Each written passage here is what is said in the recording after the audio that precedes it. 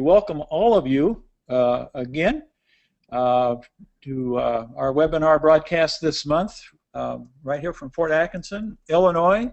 Our guest speaker is out in California, and so we're spread around and ready to hopefully provide you with some very useful information as part of our webinar series. Our guest, our presenter today, Pam Ruegg from the University of Wisconsin, will be talking about new concepts in mastitis control. Of course, it's sponsorships that make these webinars possible. Today's webinar is brought to you by Boehringer Ingelheim Vetmedica Incorporated, and you can find out more about them at bi-vetmedica.com/cattle if you want to look into more information about their products. We're in the third year now of our webinar series, and we've been very pleased with the reception that the industry has given them. We'll be talking more about the fact that this webinar and others are all available in our archived format by going to hoards.com, but 26,000 archive views have accumulated now over past webinars, which we are very gratified by. We want to say a word to our co-host, Mike Hutchins, down at the University of Illinois, and also his partner down there, Jim Baltz, who takes care of some of the technical details of these webinars. And that's a longer introduction than I really needed to give, just other than to say welcome. And Mike Hutchins will let you take it from there. Well, very good, Steve. It's exciting to have Dr. Pam Ruegg with us back again. I must admit, this is her second go-around, and she has one of the most popular presentations. So, Pam, the pressure is really going to be on you. She received her undergraduate degree in DVM from Michigan State University, and then completed a residency in veterinary medicine at the University of California, Davis. She also had faculty positions at the Atlantic Veterinary College in Prince Edward Island and the College of Veterinary Medicine at Michigan State, and now, of course, is at the University of Wisconsin and working in the area of milk quality and enhancing on-farm implementations of best management practices. So, Pam, I will not take any more of your valuable time. We'll turn the program over to you, and welcome back to our Hoard Dairyman webinar. Thank you, Mike, and thank you, everyone, for your attendance. I would have to say, as a Packer fan, it is hard to be out here today in California. And I've already heard from several people out here on kind of a recap of yesterday's game. So hopefully later in the season we'll have a chance, maybe in the Super Bowl, to right the wrong from yesterday. Let's see. I got a... There we go. Looks like the technology is working.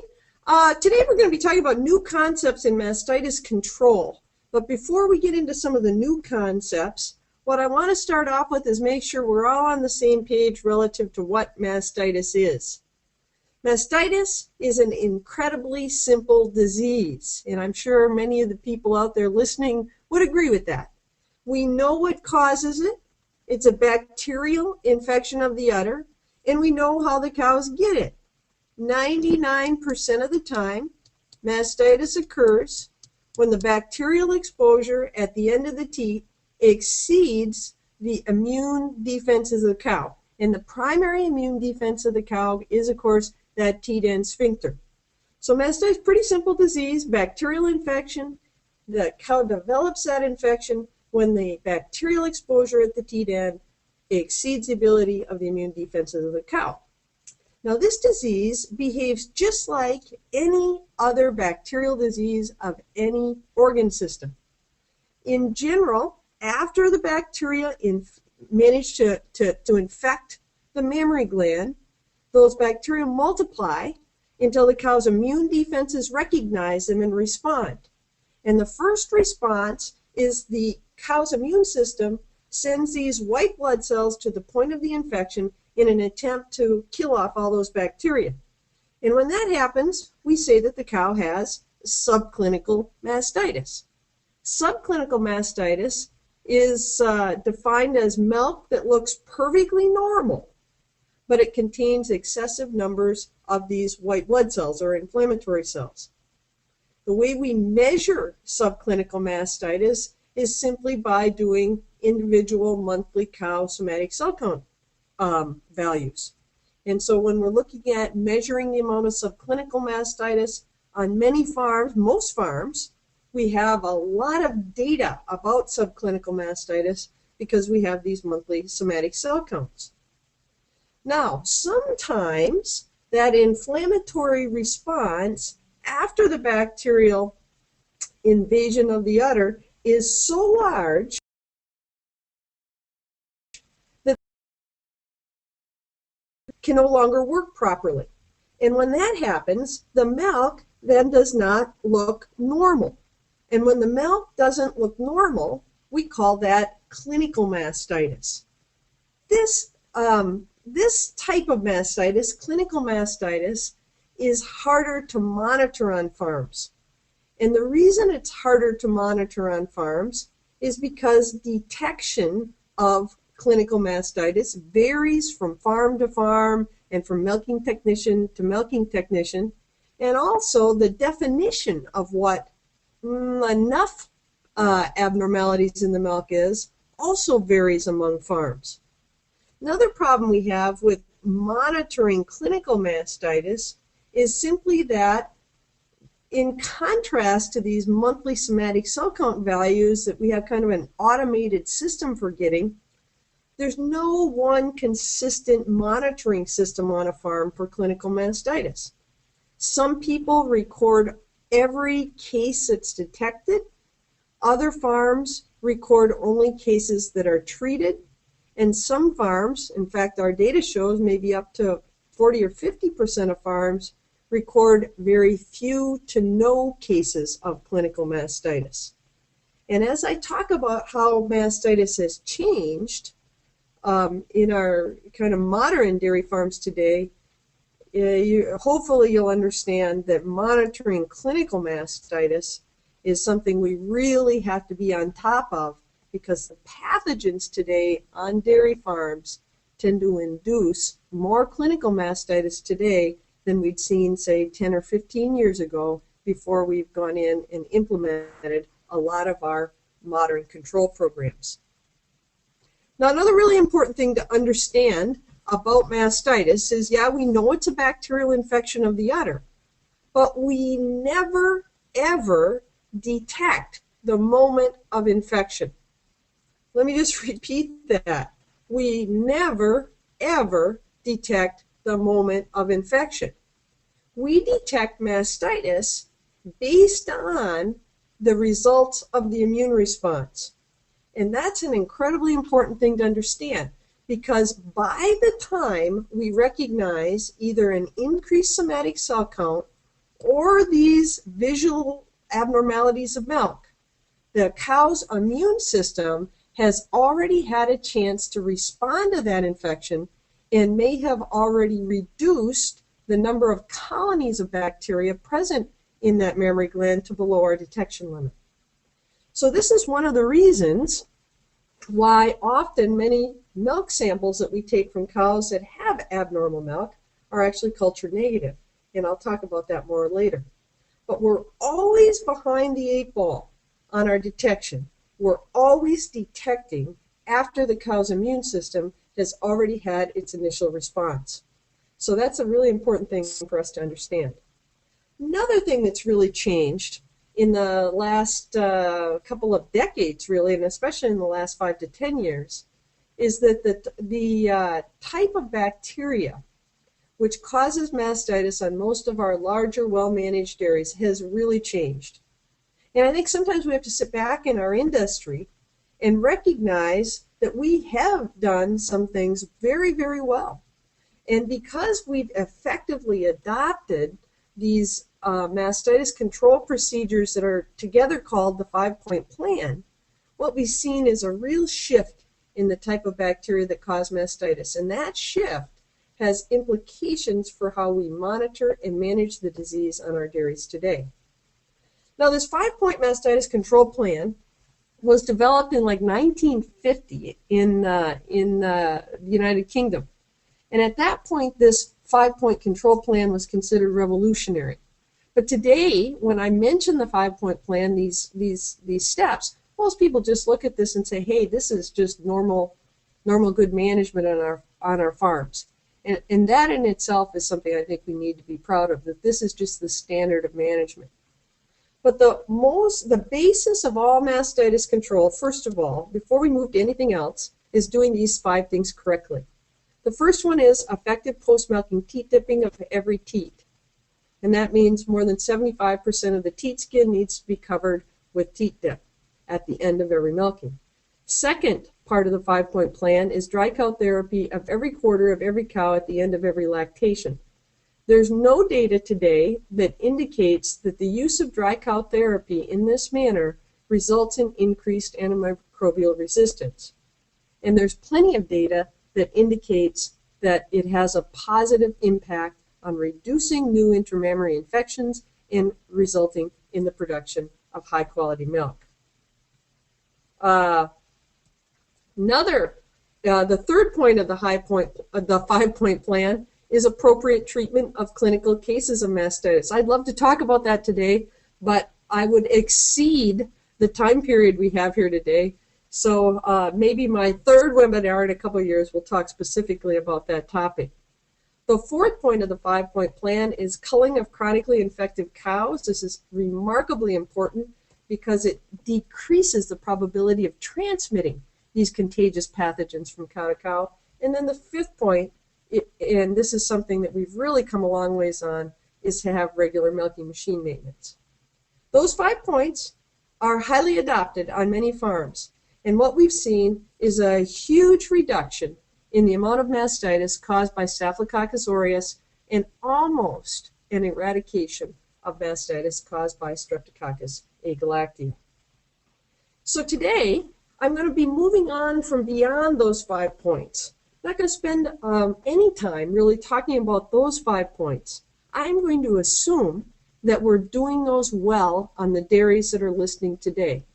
What I'm going to spend the rest of my time talking about today is to address some important concepts about how mastitis has changed, the way it's presented now on dairy farms, and some of the important things that we have to think about because of these changes on our dairy farms. So, to start with, I want to just briefly review the characteristics of how mastitis transmits on our modern dairy farms. We traditionally separate mastitis pathogens into pathogens that we would consider to be contagious in nature versus pathogens that we would consider to be environmental in nature. And you'll note that in this picture I show that contagious mastitis pathogens are accompanying a picture of an udder of a cow.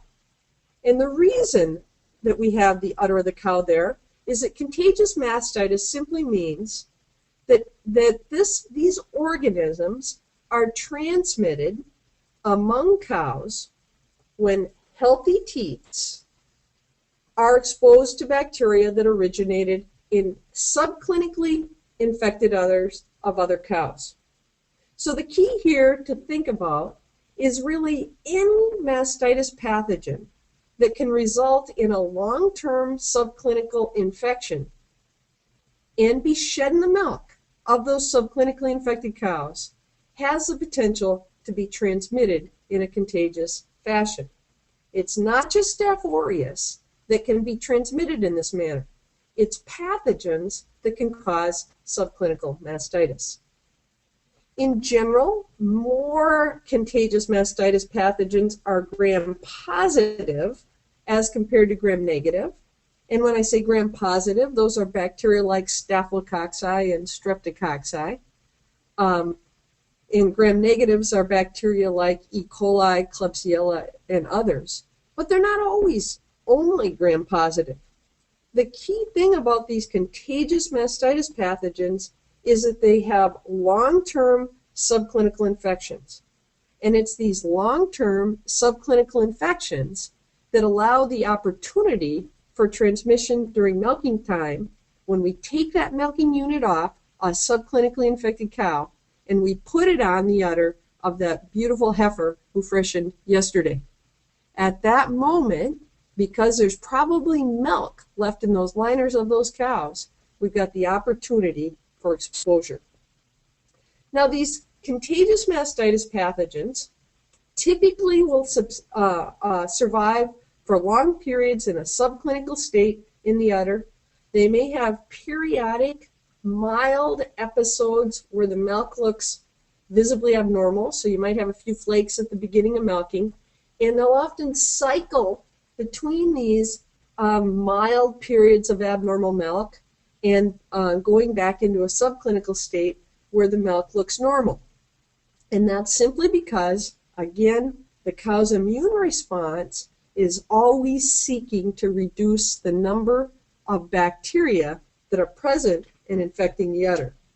And even though the cow's immune response doesn't always completely eradicate these pathogens, it will reduce them to a level often where the immune response subsists, and what you have is fluctuating bulk tank cell counts, fluctuating individual cow cell counts, and just some mild cases of abnormal milk.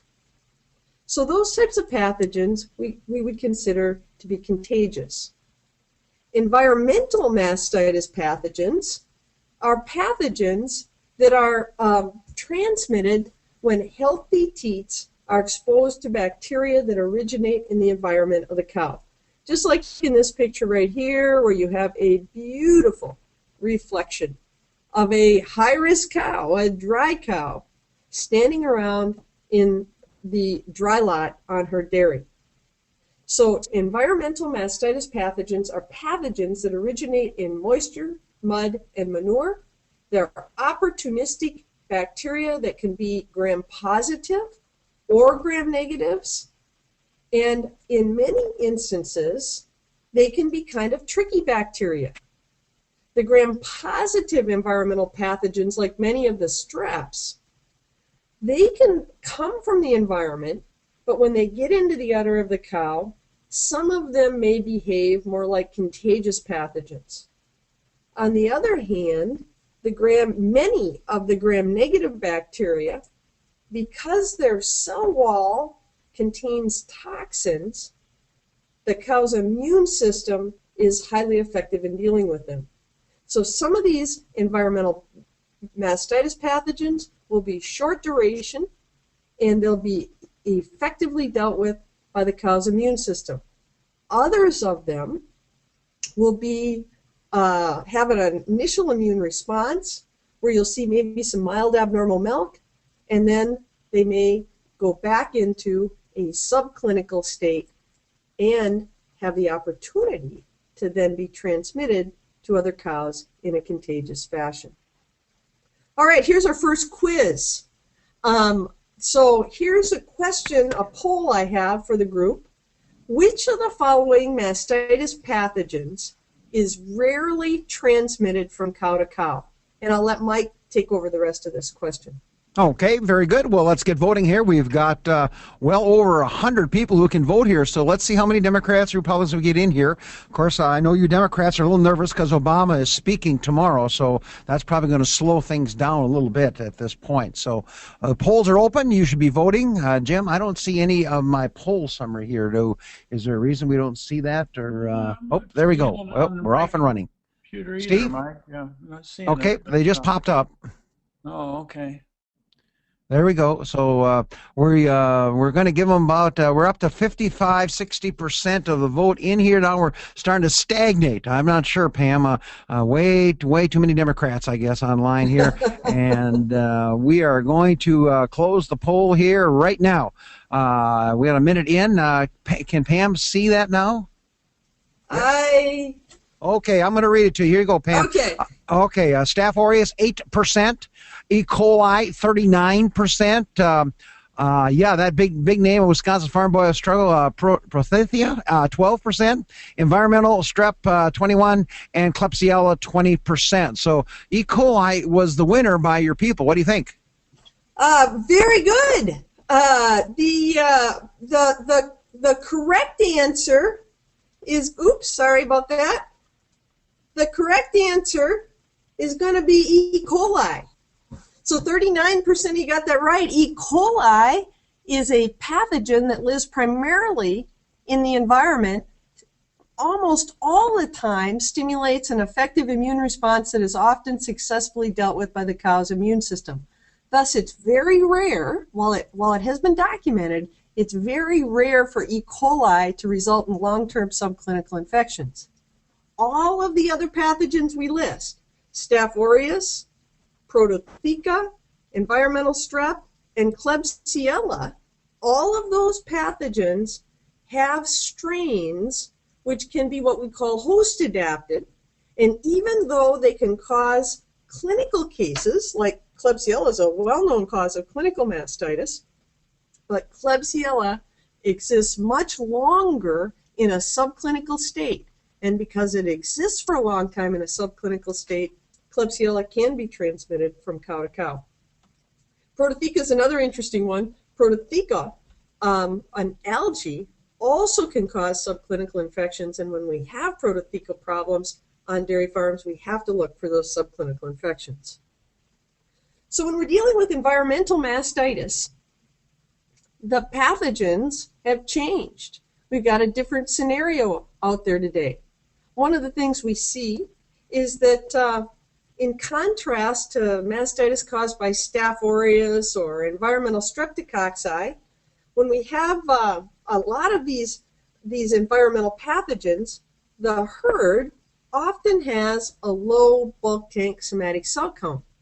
And the reason for this is many times you have most of the infections occurring in a clinical state, and if you're doing a good job detecting those mild clinical cases and not putting them in the bulk tank, then what happens is that bulk tank milk remains with a low cell count, but you simply have a high clinical case rate.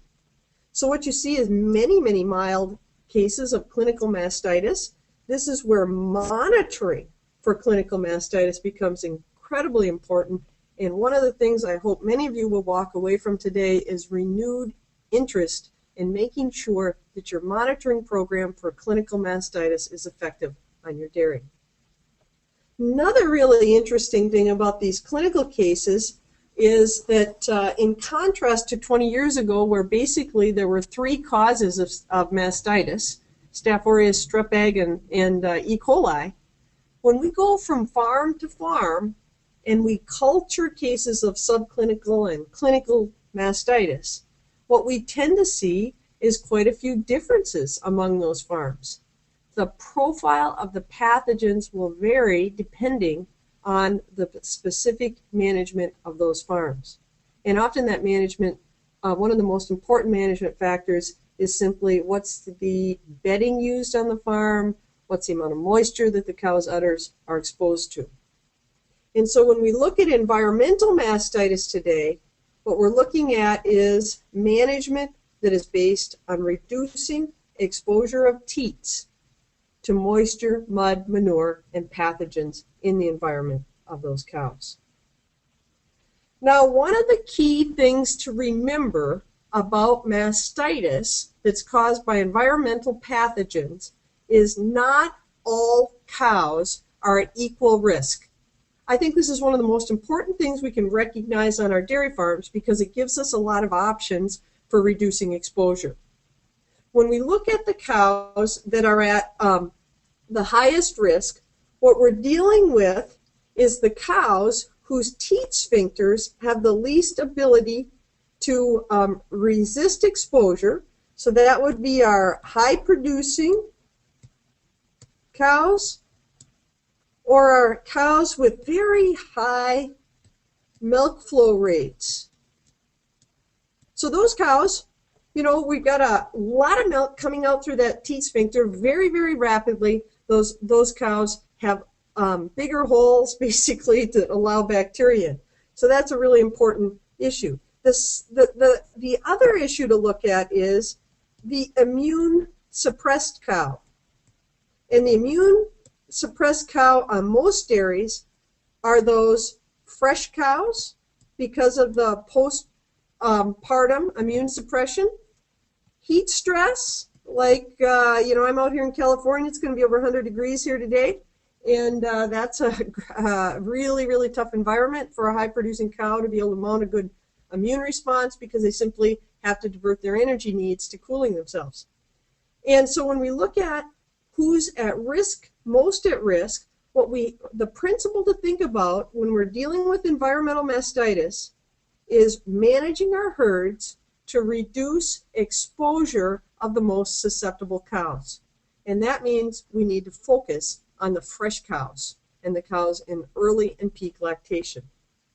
This is, I'll orient you to this slide, but this is data from 643 cows on 51 large Wisconsin dairy herds. This is data we collected in 2010.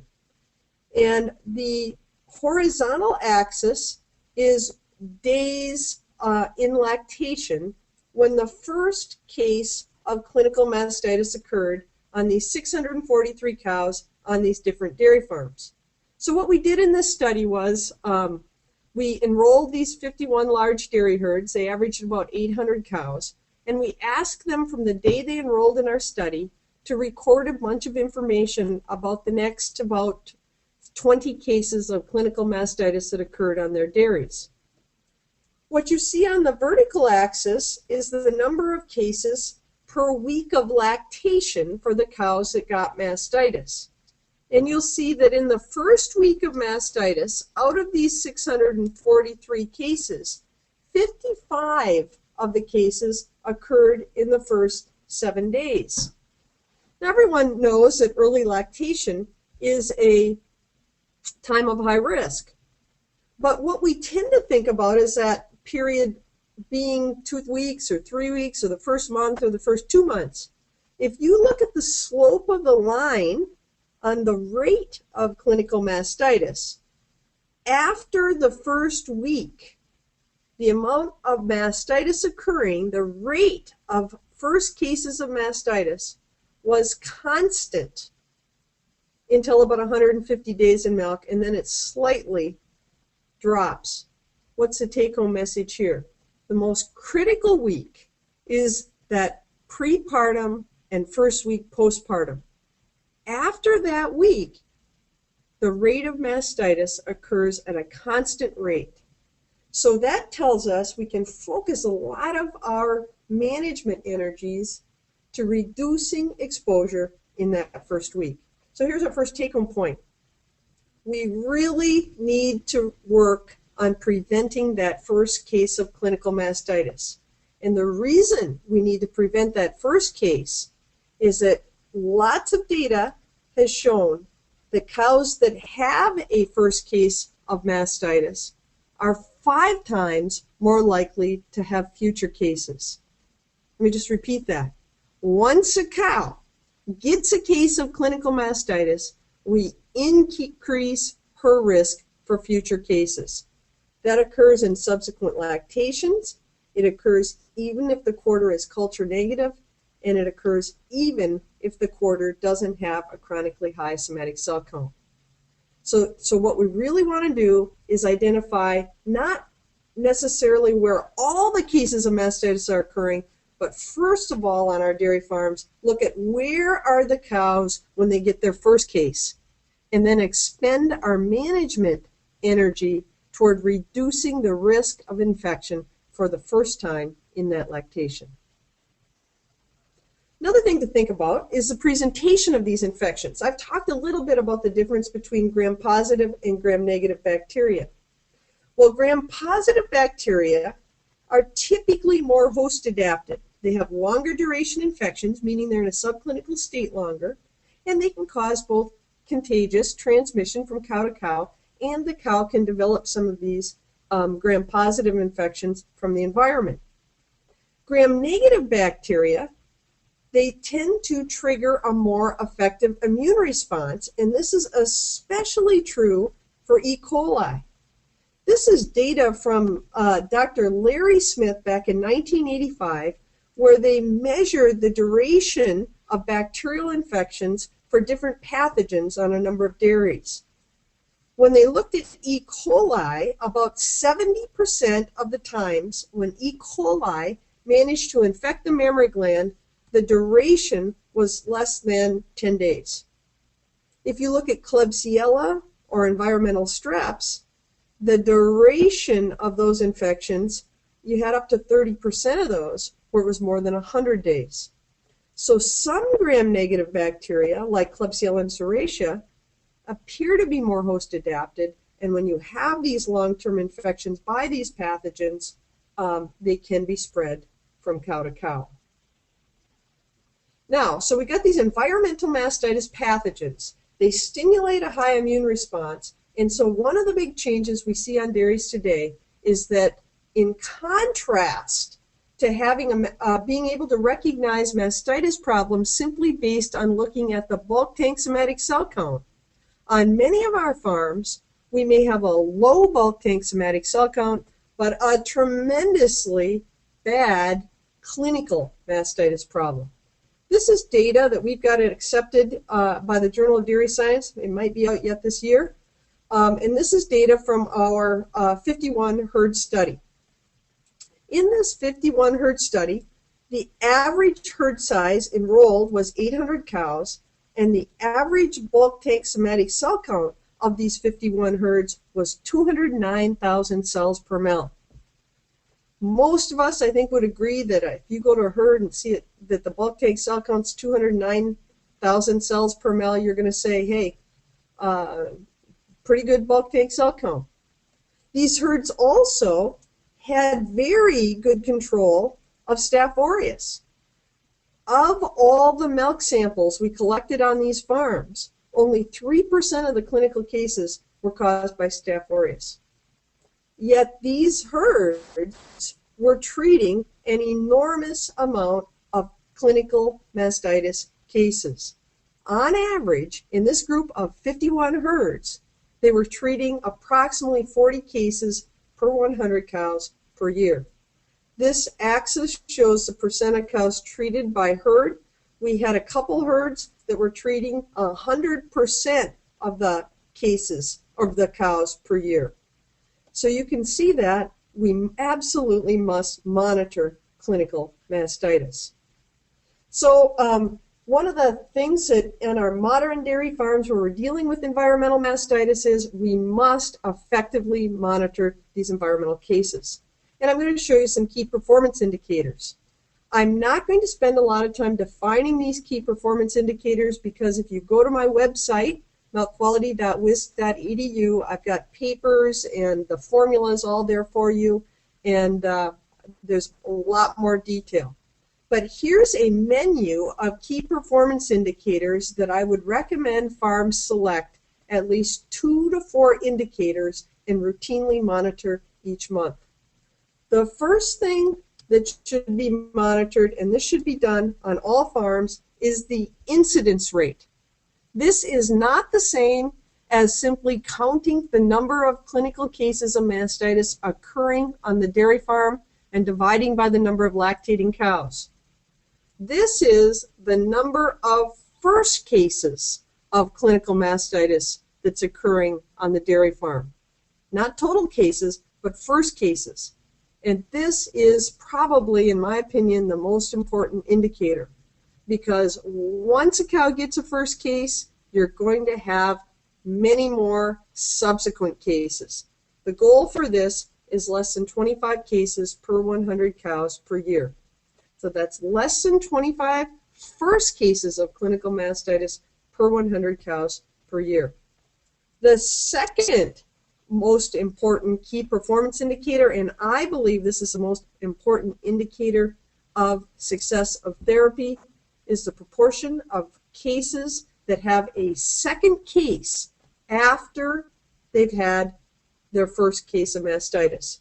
That's the number of second cases. We normally define that as a cow that gets another episode of abnormal milk more than 14 days after the original case, and we simply do that as a proportion of first cases. And based on data we've collected on probably a couple hundred dairies, we believe an achievable goal for that is less than 20%. Now, there's many other key performance indicators here. I have papers on this, and you can get these off my website or email me if you have questions. But the real important issue is that we absolutely must be monitoring the incidence rate and we must be looking then to reduce that incidence rate. All right, as we move on to other new issues relative to controlling mastitis on large modern dairy farms, it's very important that we recognize that the type of pathogens causing mastitis on our large dairy farms is very diverse. This is data that shows the bacteria recovered from 793 cases of abnormal milk occurring on these 51 large Wisconsin dairy farms that were enrolled in our study in 2010. First thing I want you to notice is the most common outcome of the milk samples collected from these cases was no growth. And I'll come back to that later. We got 25% of those cases, a quarter of those cases, we recovered no pathogens. Another 17%, and that's from about here onwards, were other types of pathogens for which there are absolutely no FDA-approved antimicrobials.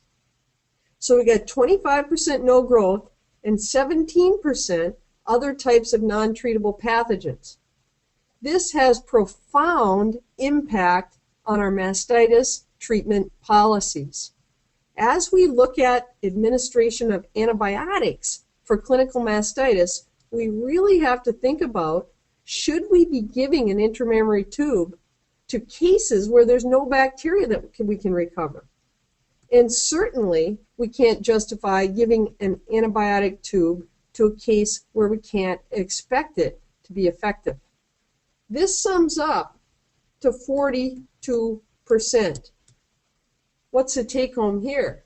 We absolutely must be doing more culturing of mastitis cases on our dairy farms today, because we can't justify the antibiotic usage protocols that we're using today based on the type of pathogens that are causing mastitis today.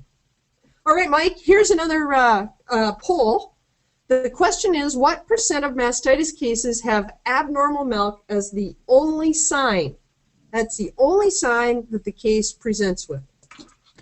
Wow, Pam, this is going to be kind of exciting here. I thought I got the last one right, but this one's interesting. Steve, do you want to vote on this, or are you just going to stay? It's tough. I don't know. I'm going to have to think this one over while the voting goes on here. That's not real obvious to me. So we'll see. We're off and running here. Now I got to go quicker, man. We're going to run out of time here. So you voters, let's go here. We're sitting at about 40% here now, and interesting spread at this point. I think it's.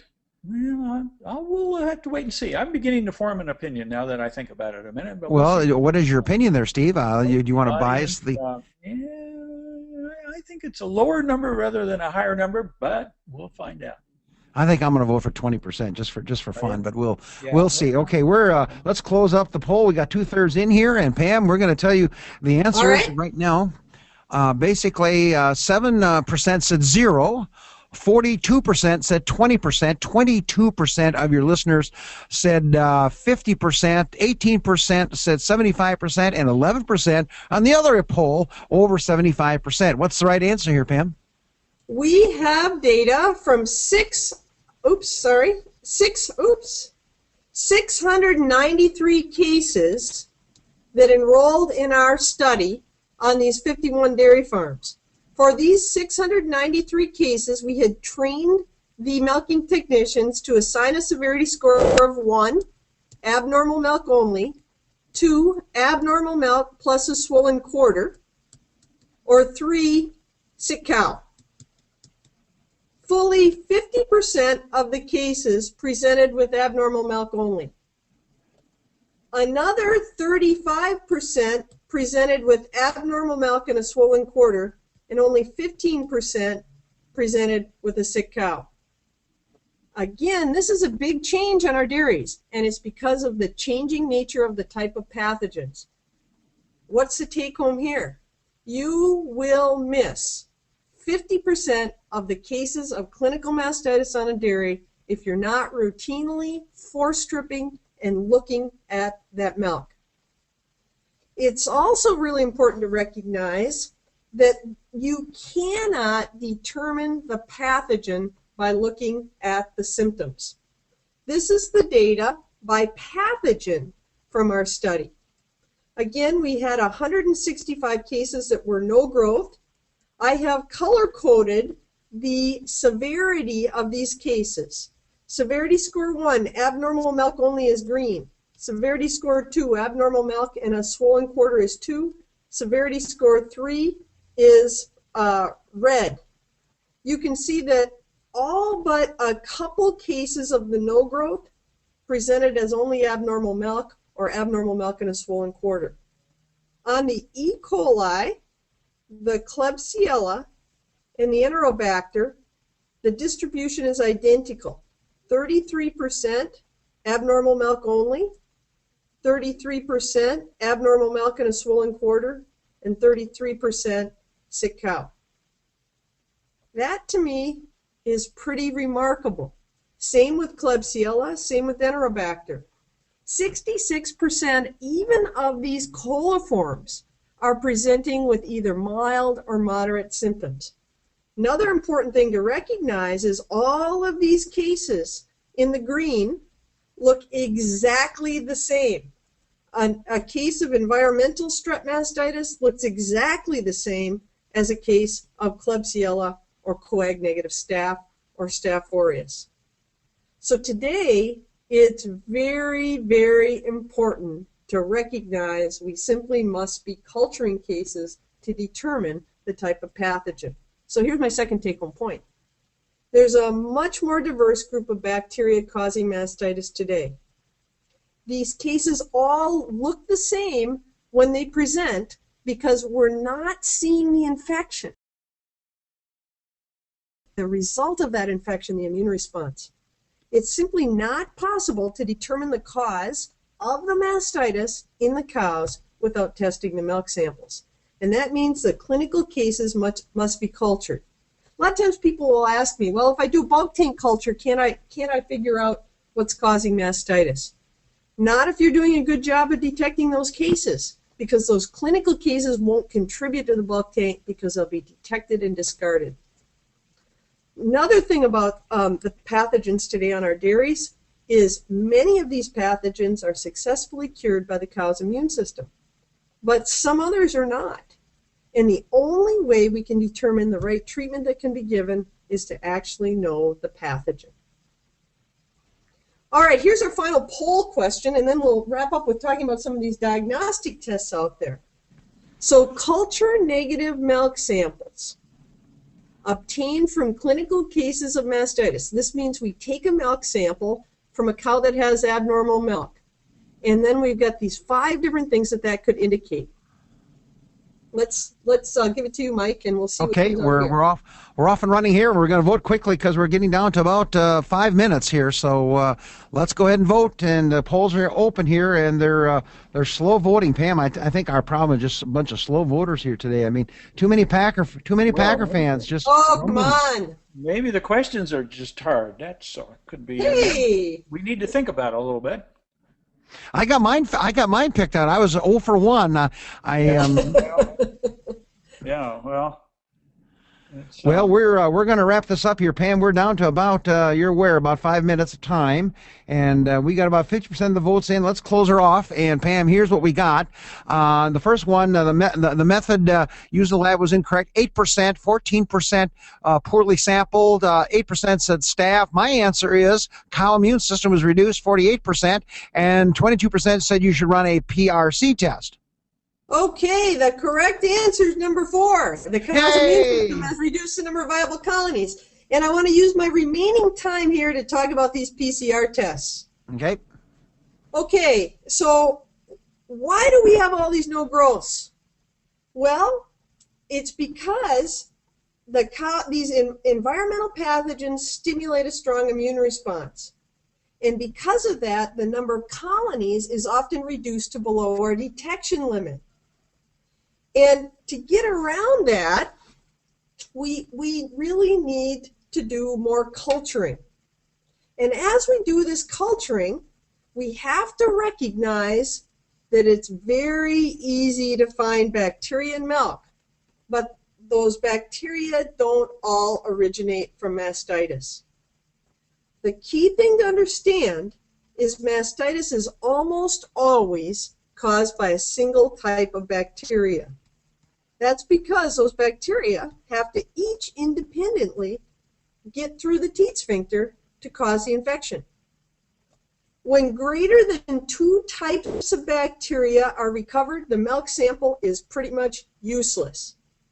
And the most important thing we can do to obtain a useful sample is to properly collect that sample. And I won't go into the details of that right now, but again, on my website, I have protocols for that. When we properly collect a milk sample, at least 20% and up to 40% of those milk samples collected from clinical cases will be culture negative. If something grows from all of the milk samples, there was a problem with the sampling. All right, let me just talk a little bit about these new molecular tests. Mike, can I have like an extra 2 minutes? Maybe 3. All right. You know, I find it interesting that a fairly large proportion of people said when they're culture negative, we should do a PCR test. And I think that's a really common thing to think because they're a new test. People don't really understand how they're done. These are the type of questions I get. Aren't these tests more accurate? Aren't they always right? Aren't they a good way to reduce the number of no-growths? And aren't they faster? Well, here's how these molecular tests work, these PCR tests.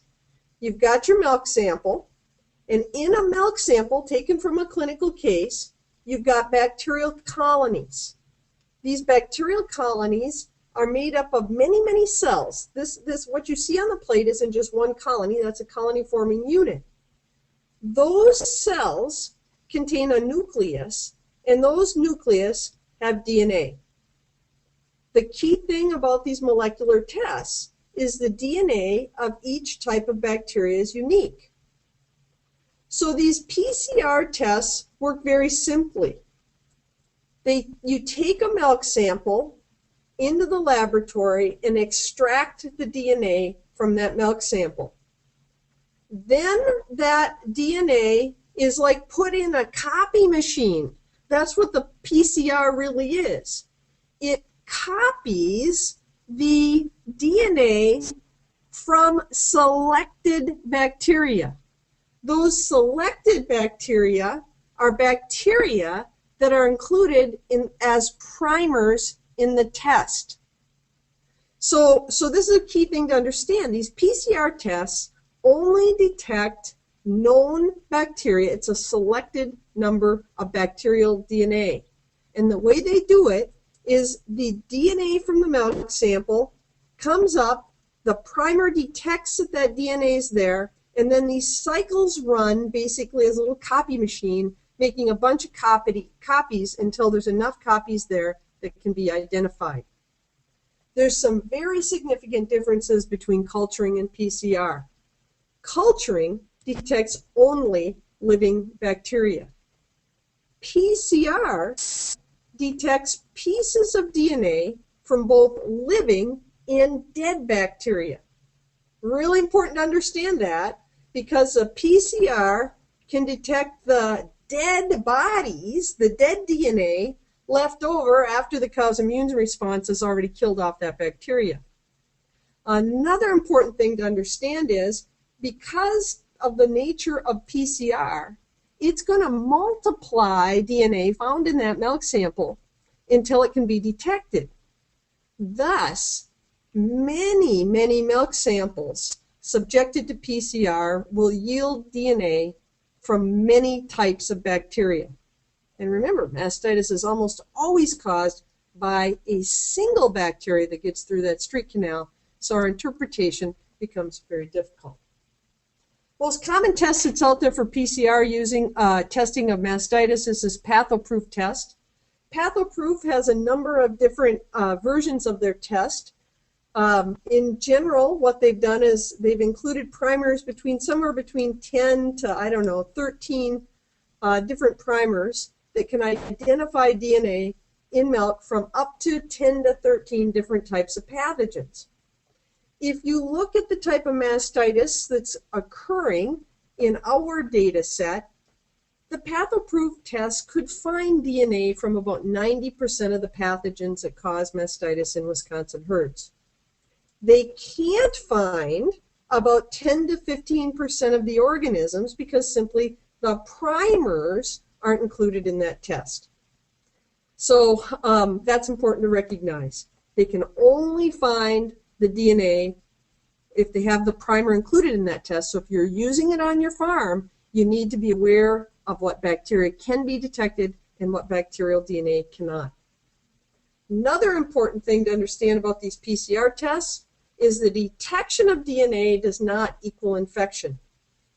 When we do milk culturing in the laboratory, finding one colony of bacteria does not equal infection.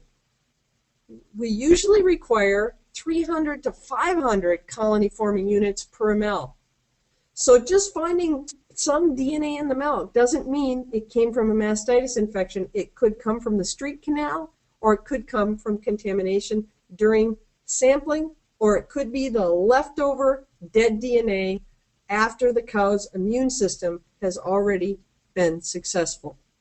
Another thing to know, some of the DNA that's going to be discovered in these milk samples doesn't come from mastitis infections. For example, bacillus is commonly found in milk samples if you use the right methods.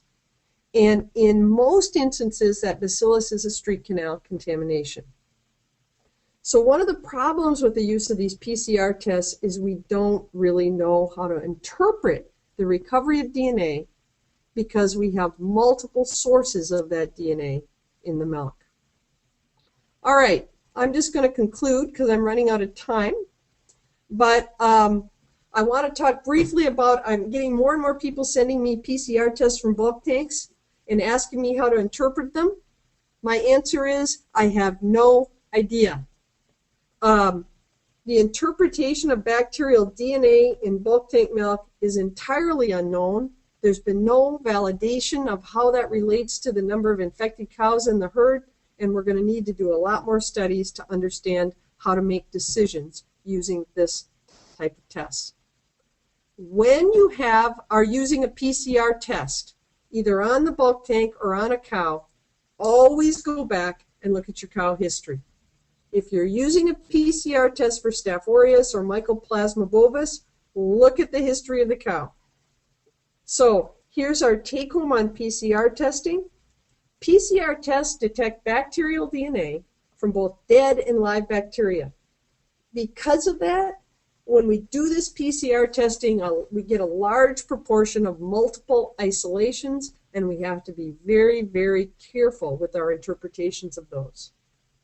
We also have to recognize that when the PCR tests are used for mastitis diagnosis, we absolutely can only do that with a sample that has been collected using aseptic technique, because otherwise we have no idea what the origin of that bacterial DNA is. Is it teat skin? Is it street canal? Is it leftover dead bodies? And when we're going to use these PCR tests, we have to recognize that we're going to have a large proportion of multiple bacterial isolations. All right, here's my conclusion. Things have changed, and a lot of those changes are in response to the fact we've done a great job at controlling contagious mastitis on many of our modern dairy farms. But because things have changed, and because our management of changed, we have to change the way we monitor and manage for mastitis today. Today we have to be very careful in effective monitoring. We need to be doing rapid diagnosis of the type of pathogen. We need to recognize that not all of the cases of clinical mastitis will require antibiotic therapy. And we have to look at strategies that are directed at prevention of exposure of the cows that are at highest risk, those fresh cows and the high producers. When we look at what that tells us about managing our modern dairy farms, we come right back to what we were doing for many, many years. Prevention is the key, and prevention of that first case will pay off big for production of high-quality milk and reduction of mastitis losses. Thanks, Mike. I'll turn it over to you. Well, very good. Pam, let's go to the next PowerPoint if you could, please. And Steve, I'll turn it back to you. Okay, thank you, Mike, and thank you, Pam. A masterful job. Very well presented, very well organized, and very informative. Thank you again. Also, we want to take this opportunity to thank Boehringer Ingelheim Vetmedica for their sponsorship of this webinar. You can find out more about their products and services at bi-vetmedica.com. And of course, as always, we thank Mike Hutchins down there and his sidekick Jim Baltz for their help with these webinars. Just a word that those of you who have been listening in will receive a short, quick 7-question email survey later this week, and we appreciate your response on those surveys to help us make sure that our webinar series fills your needs. And as you can see, the next webinar will be October 14. Mike Hutchins will be the presenter. The crop year is over. Now what? And that's interesting because there's a lot of things still in flux, Mike, as far as the corn crop and soybeans and all of that. So that should be interesting. And then looking ahead, we got Gary Sipiorski coming in November talking about the farm business. So, Mike, those are my comments for now. Do you have some questions? Yeah, Pam? We do. Yep, we do. Pam, do you want to go to the next PowerPoint if you could, please? And that would be good. We want to make sure we recognize our sponsorship as well. We got several quick questions here. Here's the first one. What is the price for a PCR analysis? $25 a sample is the cost I normally see. Okay, and where does that go? Is that sent into a lab someplace, or? There's many DHIA labs and some private labs that are offering PCR analysis. Okay, next question. Does a high somatic cell count mean infection, or does it just show a healthy immune response from your cow? Good question. It means that you've got an infection that's been responded to. You can't know unless you culture that if you've got bacteria there at that very moment. But you can be confident you've had a bacterial infection if the cell count goes up, because those are white blood cells that have migrated into the udder in response to that bacteria being recognized by the cow's immune system. They won't go there unless the bacteria have managed to infect the udder. Can you use DHI data to monitor clinical mastitis? Is there a way of using that data? That's another great question. The answer is mostly no to that. You can do some post-case monitoring by watching the individual cow somatic cell count after a case, but you have to watch that long term. Short-term responses aren't very predictive. And secondly, it's amazing, in data that we've got, only about 50% of clinical cases will drop to below 200,000 6 weeks after treatment. So it's a little bit tricky. Okay, here's the question I understand, but maybe you do. How do you recommend that producers use parlor flow data to manage mastitis? Does that make sense to you? Yeah, it does make sense to me. I think that's a fantastic question. I'll tell you, I've got a PhD student who 2 chapters of his thesis are going to be about trying to look at if we can correlate these flow rates with risk of mastitis infection. So I think it's a great question, and I'll have to come back to another seminar maybe in a couple of years to really answer that question. You'll be back more in a couple of years. Do you want to take a guess at that? If you had to speculate today, is there... I think really the thing that we're going to probably be doing is building algorithms based on cow level risk factors plus milk flow rates to decide which animals are at really high risk, and then making decisions about how to manage those groups. Boy, Pam, you're losing ground here. Of the 55 cases in your seminar you talked about occurred in the first week after calving, Did all the cows calve with mastitis in that first week? I don't know the answer to that, because the way we collected that data, what we did is we had them enroll them when they had the next 15 cases or 20 cases after they enrolled in our study, and I'd have to go back and look at the actual day. I would assume that was data 1 through 7, or day 1 through 7, but I don't know if it was day 1 or day 6 on average. Here's your last question, and we're out of time. Are there any other diseases in the cow that may increase somatic cell count in the udder? They put in aflatoxin, for example, but maybe you want to look at some other things. That's another good question. The answer basically to that question is no. If there is an infection in the lungs, the white blood cells go to the lungs. They don't go to the udder. If there's an infection in the foot, the white blood cells migrate to the foot. They don't go to the udder. The only reason you'd have white blood cells migrate from their normal place in the bloodstream to the udder is if there's bacterial infection in the udder that sends out a call that we need the Army to come in and kill off these bacteria. And I'm sorry, one more neat question snuck in here. Comment on the usefulness of conductivity data for accessing mastitis control, either clinical or subclinical. Yeah, that's a good question too. The data, the problem with conductivity data is conductivity is influenced by more than just bacterial infection or inflammation. And so what you tend to get is a high number of false positive alerts. So the people who are successful in using conductivity data are people who don't mind running off a list, pulling up their list, going and looking at a bunch of cows, doing maybe CMT or individual somatic cell count testing, and having 50% of them have nothing.